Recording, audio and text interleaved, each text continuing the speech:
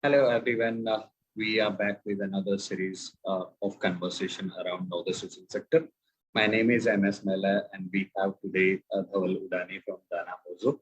Dhaval have been into the ecosystem for almost 20 years and have been the CEO for Give India and now driving Danamojo for almost 7 years now. Welcome, Dhaval. Hey, thanks, Mahala. Thanks, Sanjana, for having me on Know the Social Sector. Thank you, Dhaval, for joining us for this conversation. As part of the conversation, we have few questions, few chats that we would be driving. So before we get into those conversation, would be helpful if you can talk about your personal journey and this story of that. Sure. It's been a long journey, like you said, 20 years overall. Just to give your viewers a background, I have a degree in computer engineering. I actually worked as a software developer in the IT field for about 4 years with Citibank very early on, 20 years ago. And post that, I decided to do my MBA from IIM Ahmedabad, graduated out there and started working with a management consultancy called A.T. Kearney. Worked for there about 3.5 years. During that time, I was looking to do something extracurricular, something co-curricular in terms of volunteering. And I said, hey, why don't I kind of try that out? And that's how I got associated with Give India. And Give India was a great organization to start volunteering with because it was in an area that I loved very much, which is technology, online, and thinking of giving as a duty. So I think it checked all the boxes for me personally. I started volunteering for them, did that for about 2 years before I joined them full time. So even while I was volunteering for them, I was heading their back office, their operations, their online giving, as well as their technology teams. So I was very well aware of the organization. I knew the people in the organization, fantastic bunch of people, great role models to have. And that's where I decided to jump head on into the organization and started with heading up, doing everything online. I mean, full time that I was doing as a volunteer. I think maybe that was the only difference. I was spending more time than what I was earlier. But even before, I was spending about 15, 20 hours a week as a volunteer with them. And did that for about 2 years, then became the CEO for 4 years. And then thought that, maybe it's time to chart out, do something on my own. And I had no idea. I had no idea what I wanted to do when I decided to leave Give India. In fact, I gave them like 10 months of time to say, find some replacement kind of thing. Work was so hectic that I never even thought of what I will do during those 10 months.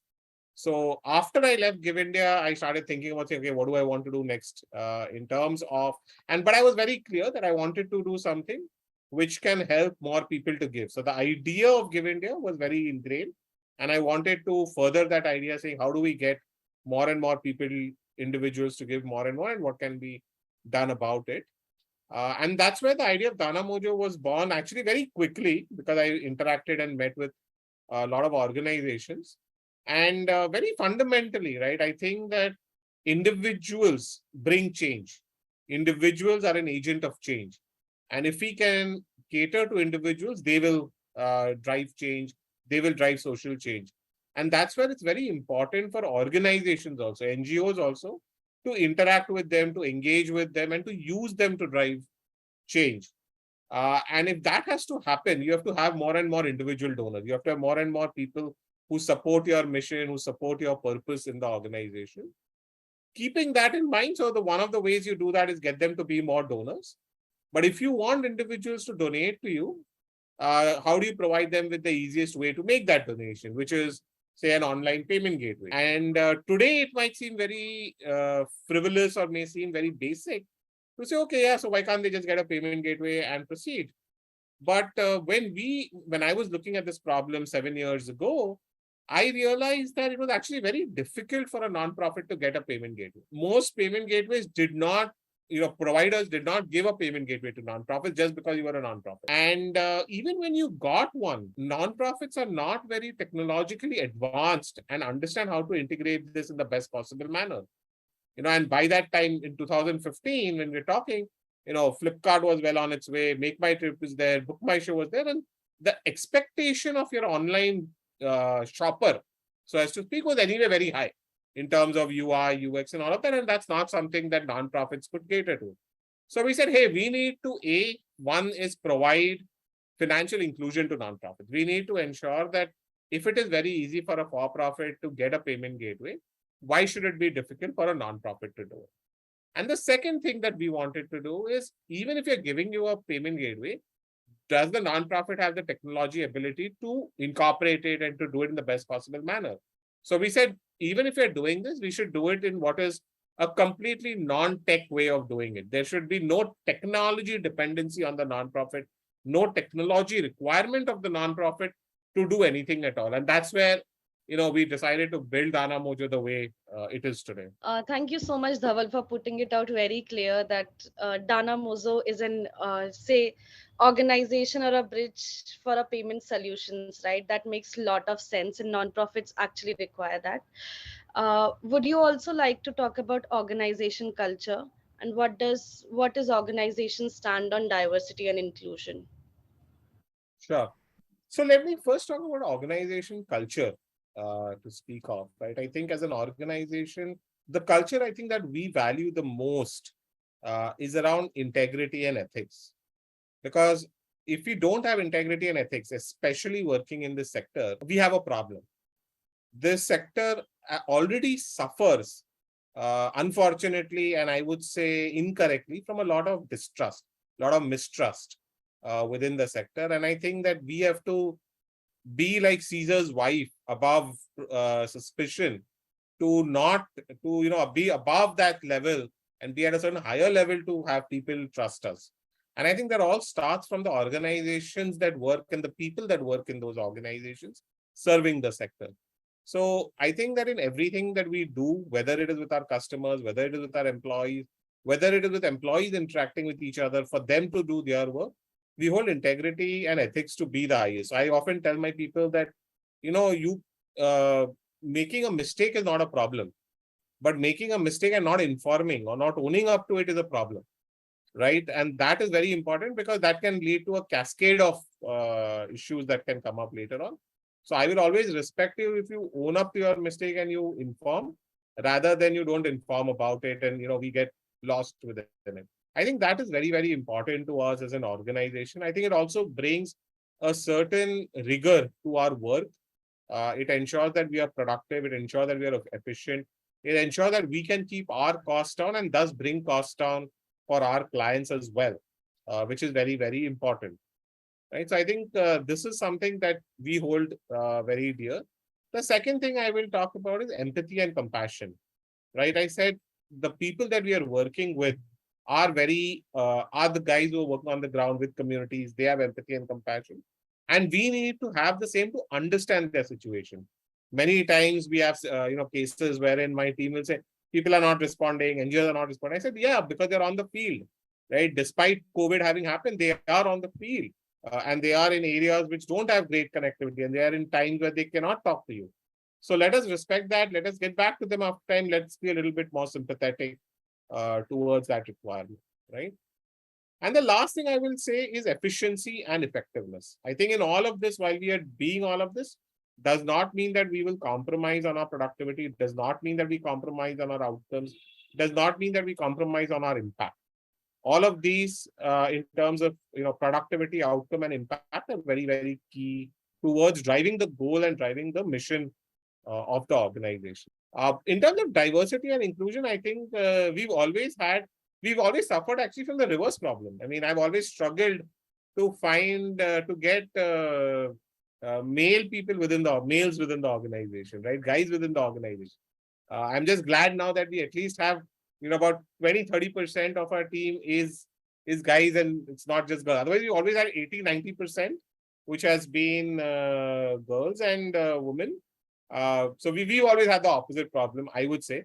I think it's important to have a balance. I think either way is not a good thing, and because every thing brings strength to our organization. Having said that, I think it's very natural and automatic for women to be more attracted to our organization, given our culture of integrity, ethics, empathy, and compassion. It is something that we see and find that women are more drawn towards it compared to men.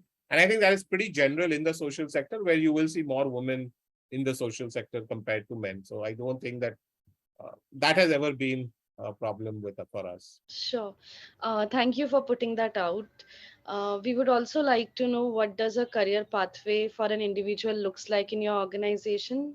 So we actually have very clearly defined career progression maps for people who join in at different levels in different teams as well. Because I think each team has a different pathway.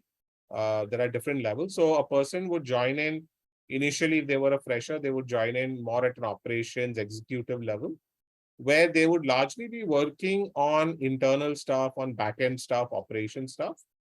Over time, they can grow towards becoming an operations associate, where they work with NGOs. They are more front-ending. They work with NGOs. They are more customer-oriented. And they help to onboard NGOs. They help give training. They help give demos to NGOs. From there, they can move on to a managerial position, managing a bunch of associates and executives. Further moving on to a senior manager and an associate director position, managing a wider span of activities. So we actually have a well-defined career trajectory, along with expectations of skill sets and expectations of what all a person is expected to do at every level in the organization, as well as salary ranges for each of these positions as well. And I would say that we are, while we may not, while I'm sure we don't pay very well to begin with, but we are very fast to recognize talent and increase salary with that. So if you're a really good performer, it's very common within our organization to get a promotion in 6 months. It's very common to double your salary within the first year when you have much lesser experience, and even within 1.5, 2 years, even if you're coming in board as a lateral. I think for good performers, salary is not a constraint for us. Right. Also, around hiring, how frequently do you hire if someone want to join you? I think, Mahala, I think all organizations are always hiring, right? Like all organizations are always looking for customers. You're always hiring. Right. You are either hiring for an open position, or you're either hiring for new positions that you are coming up in an organization, or new initiatives you want to take, or worst case, you're at least hiring for backups. Right. And we often hire, like I'll tell you a recent example. We hired someone because we just liked her. We did not have an open position. We did not have a position where we could fit her. And we said, no, we think this is a good candidate. She looks like a good fit. And I think we'd like to have her in our organization. And we just hired her for that. If someone want to join and there are openings, what skill generally you look for? So I think that our positions are very generalist positions by and large. We are largely hiring for two kinds of positions at this junior level, fresher level. One is a sales position and one is an operations position. I think so. We're looking at a lot of generalist skill sets more than specific. Some of them are more important in some roles, and some others are less important, but they're important. Across the board, what we're looking for is a lot of energy, a lot of enthusiasm, the right attitude towards work, a certain level of attention to detail, a certain dedication. I think you require a lot of motivation, especially as a fresher, to work from home without any monitoring. And I think we're looking for that, right? One thing we are very clear about is that we don't want to manage our people's time.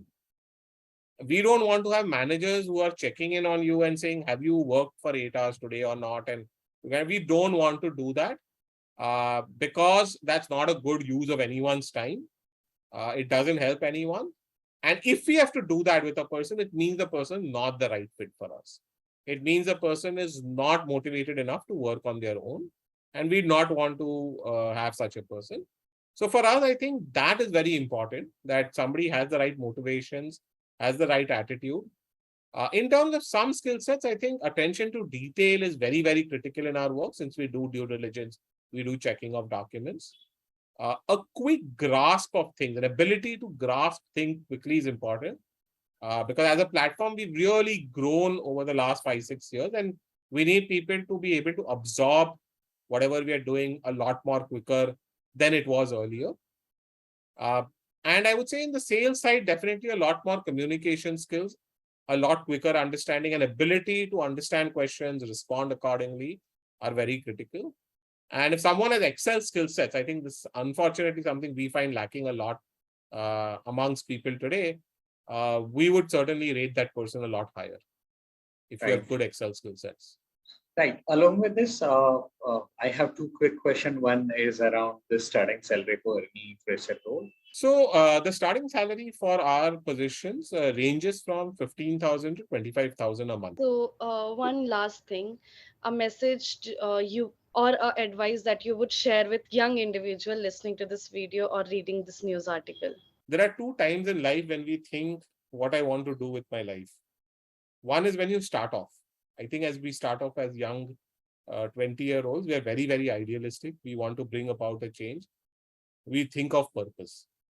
And the second time we think about it is when we are 40 years old, right? When we've had 20 years of experience and we are wondering then what did I do with my life and why is there no purpose, and let me try and find purpose. I would ask all the 20-year-olds to remember that the same thing that they are thinking today, they will remember when they are 40. And thus to make the right choices that when they are 40, they will not ask this question because they would have already led a very purposeful life. On that front, I would say two things. One is being very good at your job. I think we all like to be very good at our job. But I think what we must all ask ourselves is our job itself good? Is our job itself worthwhile? Is our job bringing change, bringing a difference and bringing impact to the lives of others, right? And choose something which does. Choose something which creates that difference.